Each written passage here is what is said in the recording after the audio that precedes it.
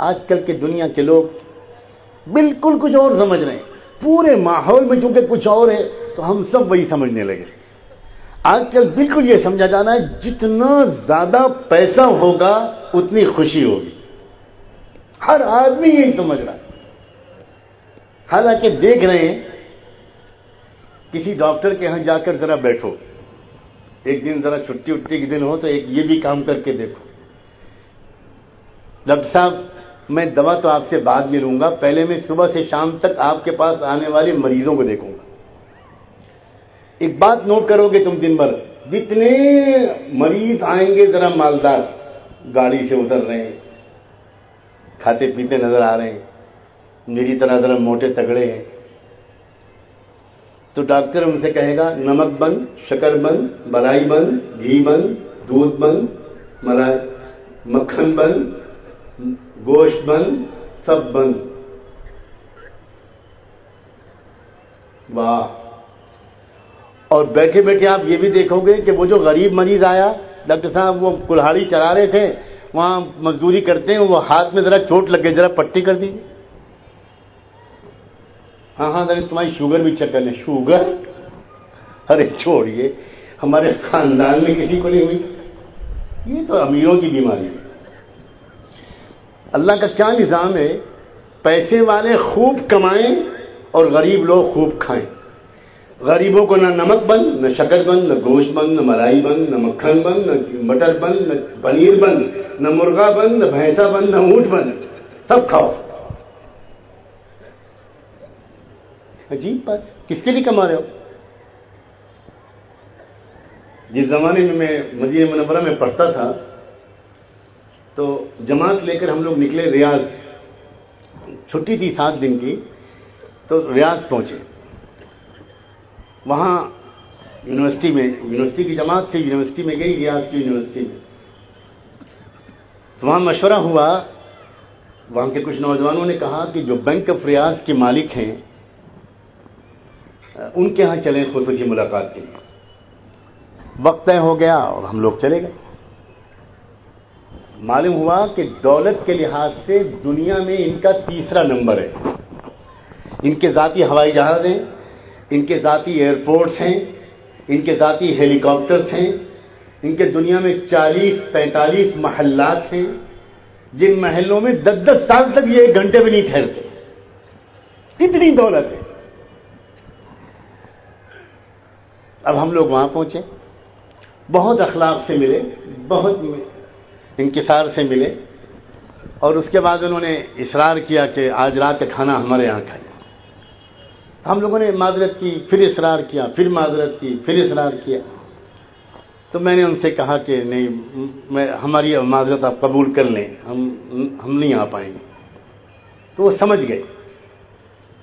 جب کئی مرتبہ کے اصرار کے بعد جب میں نہیں مانا تو کہنے لگے کہ آپ مطمئن رہیں, میں مہمانوں کی جو خاطر تواضع کرتا ہوں وہ بینک کی انکم سے نہیں کرتا. آپ غالباً اس لیے معذرت کر رہے ہیں بار بار میرے اصرار کے باوجود کہ آپ کو یہ پتہ ہے کہ میں ایک انٹرنیشنل بینک کا مالک ہوں, تو اس لیے آپ معذرت کر رہے ہوں گے.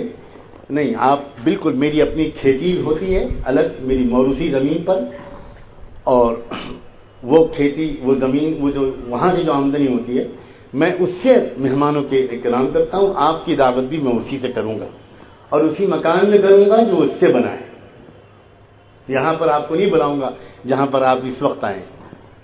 ہمارے جو رہبر تھے ریاض یونیورسٹی کے پروفیسر, انہوں نے مجھے اصرار کیا کہ آپ دعوت قبول کر لیجئے, یہ بہت بڑی شخصیت ہے, اس کے یہاں لاکھوں کا اسٹاف ہے پوری دنیا میں.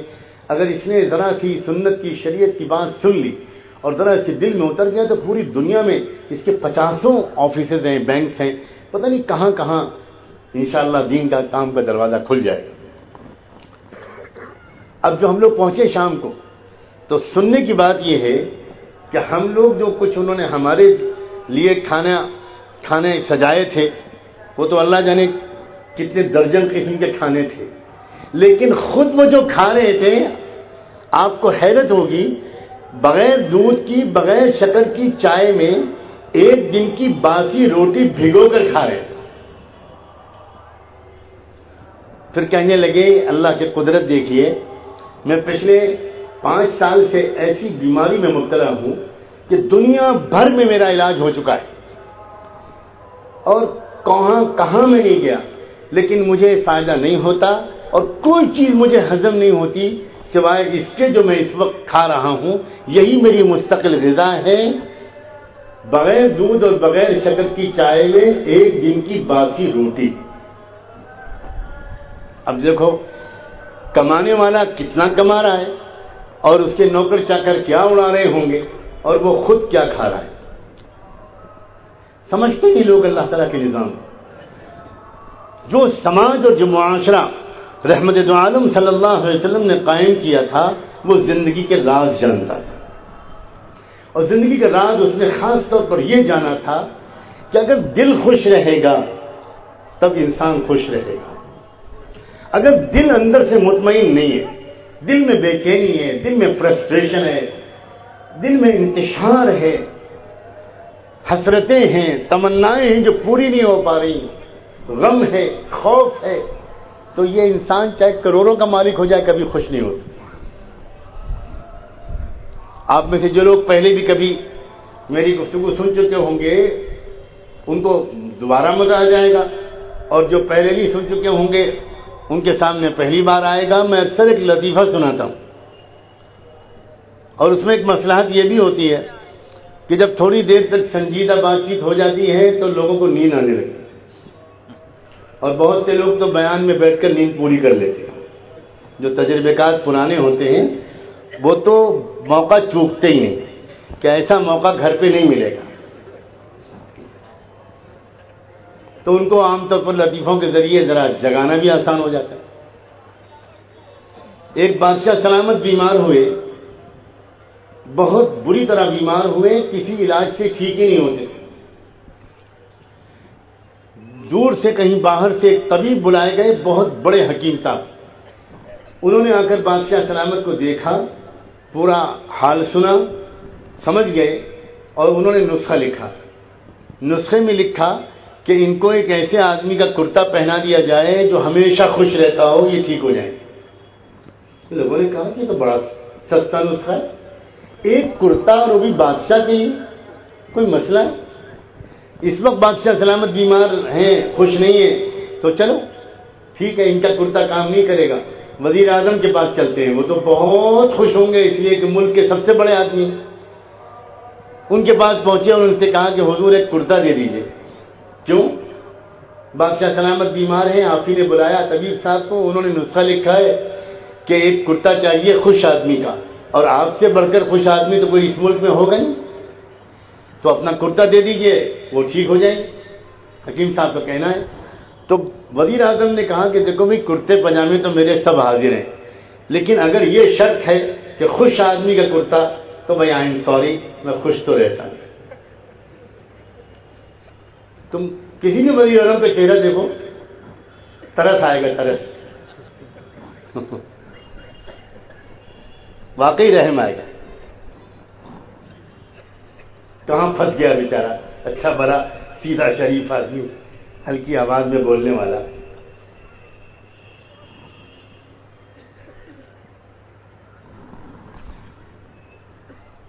لوگوں نے کہا کہ چلو وزیر اعظم کے اوپر ذرا زیادہ بوجھ ہے، چلتے ہیں ایک دوسرے کے پاس، وزیر دفاع کے پاس چلتے ہیں، ان سے مانگتے ہیں. ساری فوجیں ان کے انڈر میں ہیں، وہ تو خوش رہتے ہی ہوں گے.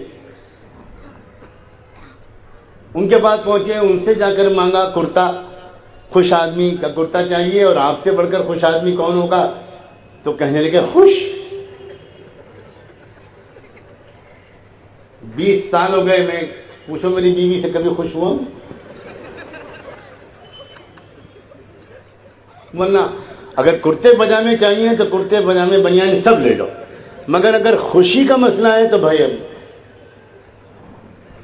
ایک کے بعد دوسرے وزیر کے پاس، سب وزراء نے معذرت کی، پھر بڑے بڑے امیروں کے پاس پہنچے، بلینائر اور ملینائر، ایک ایک کے پاس پہنچے اور ایک ایک کی خوشامد کی. کرتا دے دیجئے، خوش آدمی کا کرتا چاہیے. آپ بہت مالدار آدمی ہیں، بہت بڑے آدمی ہیں، آپ سے بڑھ کر خوش کون ہوگا؟ ہر ایک نے ہاتھ جوڑ لیے کہ بھئی کرتے حاضر ہیں بادشاہ سلامت کے لیے، مگر یہ شرط بڑی ٹیڑھی لگا دی تم نے۔ پھر لوگوں نے طے کیا کہ چھوڑو امیروں کو، اب چلتے ہیں غریبوں کے پاس، اب شہروں کو چھوڑو، اب چلو دیہاتوں میں، وہاں ملے گا کوئی خوش آدمی۔ دیہاتوں میں پہنچی، سرکاری ٹیمیں ڈھونڈتے ڈھونڈتے ڈھونڈتے ڈھونڈتے ایک دیہات میں انہیں ایک شخص نظر آیا، دور سے تالاب میں پیر لٹکائے ہوئے بیٹھا تھا اور نہا رہا تھا۔ ہر کچھ دیر کے بعد تھوڑا سا پانی اپنے اوپر ڈالتا اور زور سے کوئی گیت گاتا، خوب مست۔ لوگوں نے کہا مل گیا، پہنچے اس کے پاس، کہنے لگے کیا کرتے ہو بڑے میاں؟ کہنے لگا کہ کھیت میں مزدوری کرتا ہوں۔ ارے چھوڑو مزدوری، اب تو تمہاری نواب بننے کا وقت آ رہا ہے، سونے میں تولے جاؤ گے، تمہارے خود نوکر چاکر لگیں گے، بڑا ٹھاٹ آئے گا، ٹھاٹ۔ مگر یہ ہوگا کیسے؟ ایسے ہوگا کہ بادشاہ سلامت بیمار ہے، حکیم صاحب نے نسخے میں لکھا ہے کہ خوش آدمی کا کرتا پہنا دیا جائے، وہ ٹھیک ہو جائیں گے۔ تو تم تو بہت دور سے ہم نے دیکھ کے پہچان لیا ہے کہ خوش آدمی ہو، تمہارا کرتا ان کو پہنائیں گے، وہ ٹھیک ہو جائیں گے، پوچھیں گے کس کا کرتا تھا، تمہارا پتہ بتائیں گے، تم کو بلایا جائے گا، سونے میں تول دی جاؤ گے، مزہ آئے گا۔ سب چھوڑو مزدوری وزدوری۔ کہنے لگے بڑے میاں کہ بچوں یہ تو بالکل ٹھیک کہتے ہو کہ میں بہت خوش رہتا ہوں، لیکن کرتا تو میرے پاس ہے ہی۔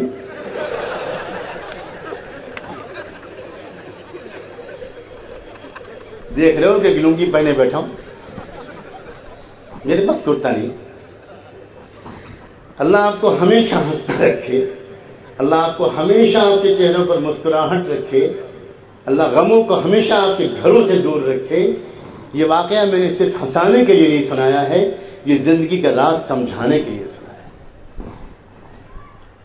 جن کے پاس سینکڑوں کرتے تھے وہ خوش نہیں تھے، اور جو خوش تھا اس کے پاس ایک بھی کرتا نہیں۔